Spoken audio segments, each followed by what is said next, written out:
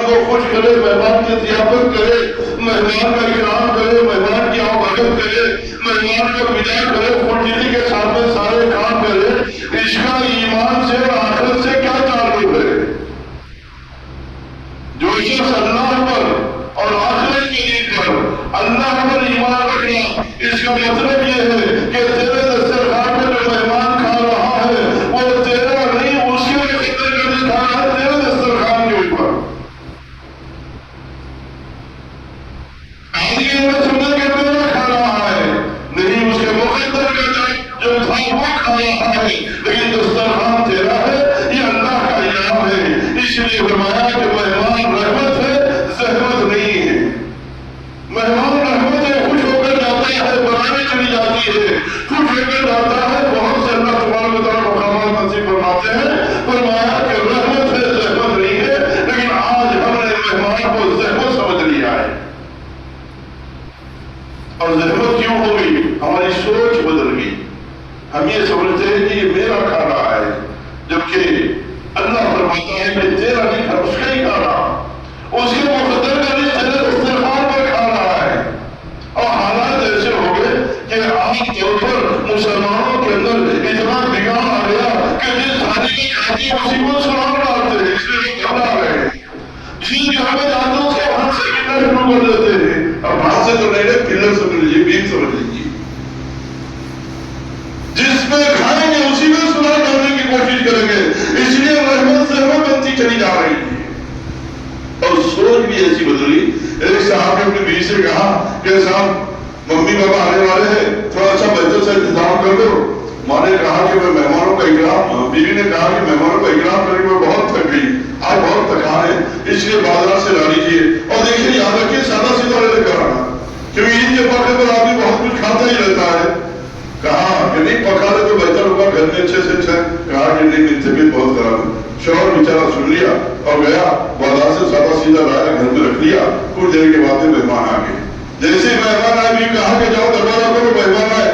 جیسے دروازہ کھولو تو بیوی نے دیکھا تو شوہر کے ماں باپ نہیں بلکہ بیوی کے ماں باپ ہیں. اب چہرے کا رنگ بدل گیا. کہا کہ تم نے مجھے یہ کیوں نہیں بتایا کہ میرے ماں باپ آئے؟ تیرے ماں باپ میں میرے باپ میں فرق. یہ فرق آنے کی وجہ سے رحمت بن رہی ہے.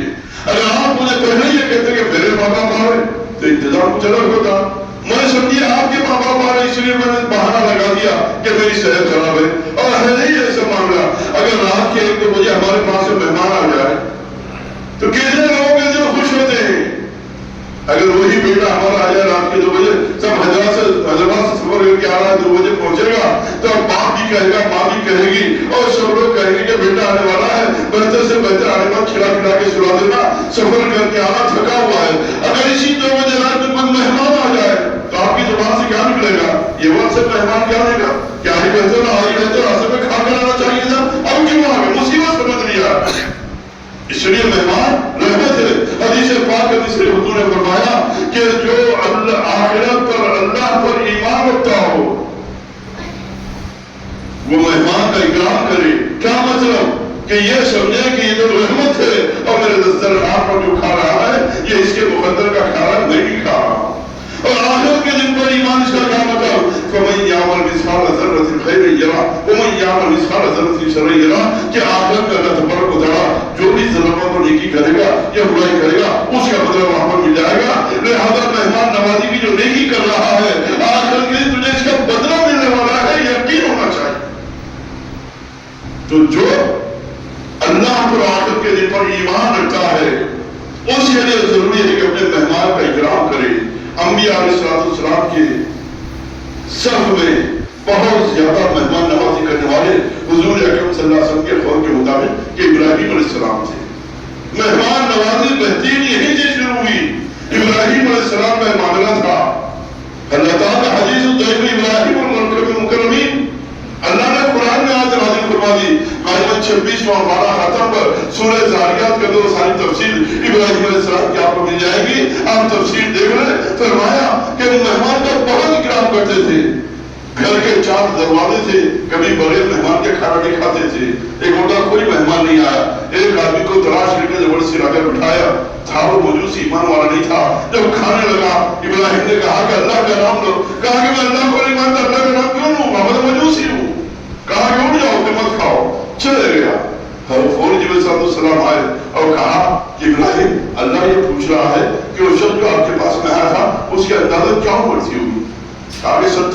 تھی ہوگی تو وہ اللہ 70-80 سال سے نام نہیں بھی لے رہا ہے تو کھلا رہا ہے اور تم ایک بار کے لیے مجبور کر رہے ہو کہ اس کو کھلاؤ. ابراہیم علیہ السلام پریشان ہو گئے, دوڑے ڈھونڈ کے لائے اور کھلایا. کہا کہ کھا. کہا کہ بتاؤ بات کیا ہوئی. کہا کہ بات یہ ہوئی کہ تو جیسے ہی گیا جبرائیل آ گئے اور آ کر مجھے یہ بات کہی, اس نے مجھے تجھے تلاش کر کھلایا. کہا کہ 70 سال سے میں اللہ کا نام نہیں لے رہا, اس کے بعد بھی اللہ کا میرے ساتھ یہ کرو. کہا کہ کھانا بعد میں کھاؤں گا, پہلے مجھے کلمہ پڑھائیے, ایمان کو قبول.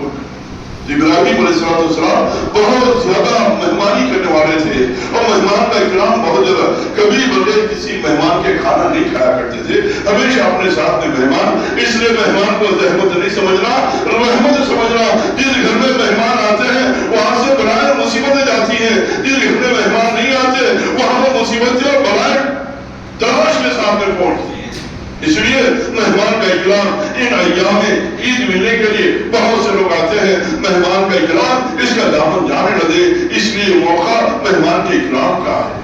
اللہ تبارک و تعالیٰ نے ابراہیم علیہ السلام کے پاس فرشتوں کو بھیج دیا, انسانی شکل میں آئے, بات چیت کی ابراہیم علیہ السلام نے. یہ سورہ ذاریہ جو میں نے کہا اس کے آخر میں یہ تفصیل ہے.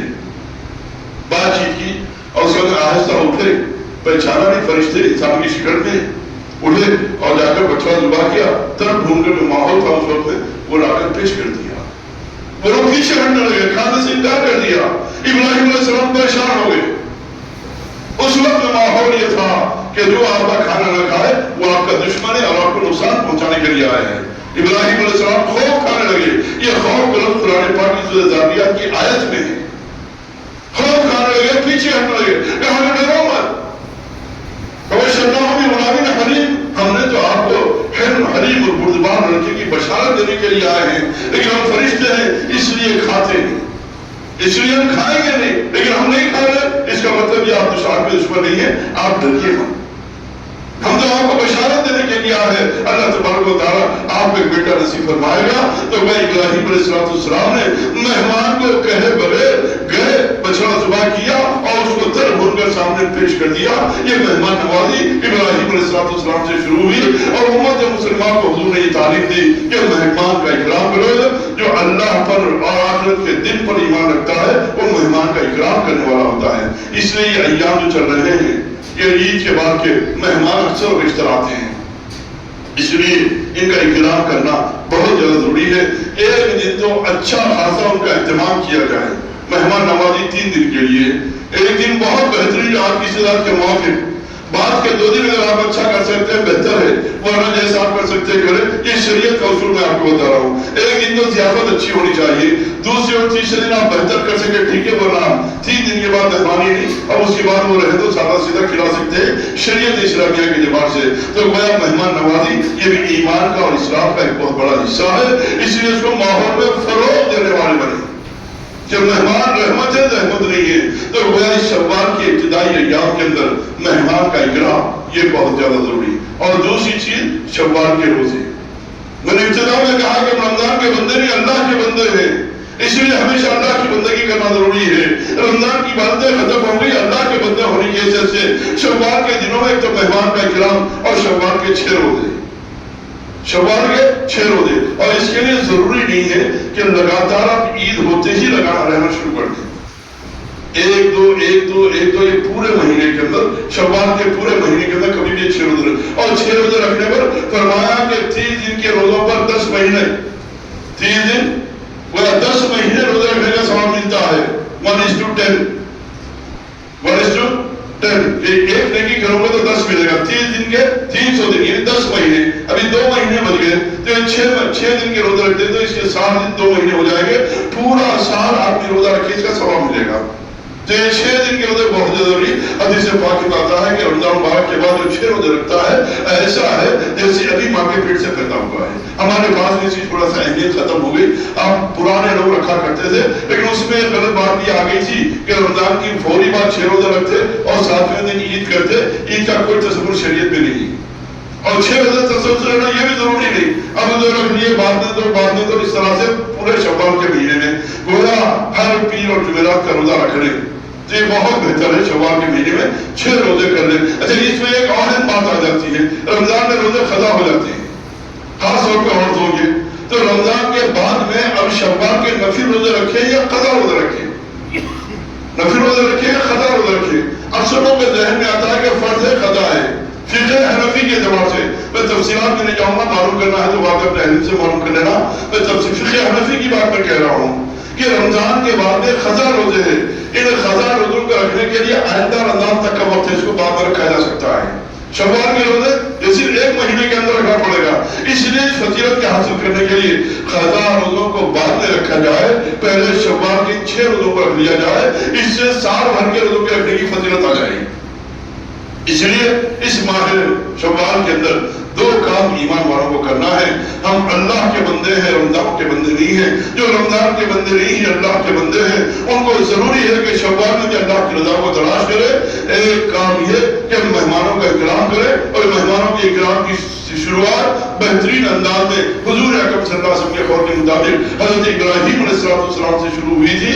اس لیے اس کا خاص خیال رکھا جائے کہ مہمان آئے تو خوشی کا اظہار کیا جائے، اور اس سے استقبال ضیافت جو کچھ ہو سکتا ہے کرنے کی کوشش کرے اپنے حساب سے، اپنے حساب سے. اس کو زحمت نہ سمجھے، رحمت سمجھے. مہمان کا رحمت ہے. اور دوسری بات کہ ان دنوں میں جو کام کرنا ہے وہ شوال کے 6 روزے ہیں، اور تسلسل کے ساتھ میں رکھنے کی ضرورت نہیں، بلکہ انقطاع کے ساتھ میں ایک دو. اور بہترین طریقہ تو یہ ہے کہ حضور اکرم صلی اللہ علیہ وسلم ہر مہینے 3 روزے رکھا کرتے تھے. ایام 20 کے روزے 13، 14، 15، 4 تاریخ کے حساب سے، ہماری سرکاری نہیں، 4 تاریخ 13، 14، 15 یہ 3 روزے حضور صلی اللہ علیہ وسلم رہا کرتے تھے. بلکہ بعد محدثین نے لکھا ہے جیسے عاشورے کا روزہ فرض تھا، ایسے ہی اس امت مسلمان پر رمضان کے روزے فرض ہونے سے پہلے یہ 3 روزے بھی فرض تھے.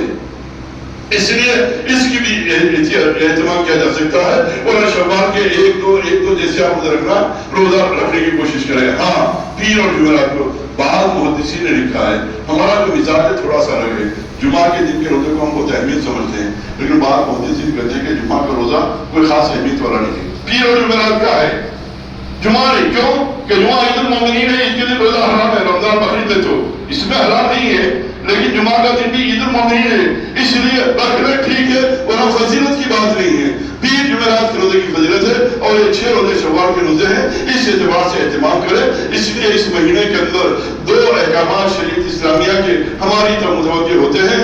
ایک مہمان کا اکرام، دوسرے شوال کے 6 روزے. اللہ تبارک و تعالی باتوں کو سمجھنے کے عمل کرنے کی توفیق نصیب فرمائے. وآخر دعوانا الحمدللہ رب العالمین.